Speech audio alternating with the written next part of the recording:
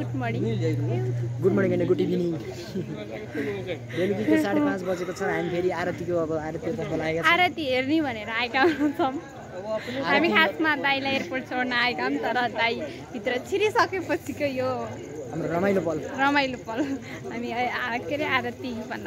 पूजा गऱ्यौँ मन्दिरभित्र गएर पूजा गऱ्यौँ है दर्शन गऱ्यौँ पूजै गरेर भन्दा नि फरक पर्दैन टिको लाग्यो त्यस्तो भयो अब मेरो टिको फेरि बगेर तिर्खेललाई सहिहाल्छ त्यति हो कुरो खाने हाम्रो अगाडिको तारगेट भनेको आरती हेर्ने भन्ने विशेष टार्गेट हो तर घर पुगिन्छ कि नै भन्ने कुरा छ कि यहाँहरू भन्दा नि घर त जरुर पुगिन्छ आरती हेरेर घर सिधै घर गाह्रो छ अरू भन्दा नि ल गाइज आजलाई यति पछि अब यो मिनी भलग अर्को दोस्रो मिनी भलग नि आउँछ दोस्रो मिनी भलग नि आउँछ हामीले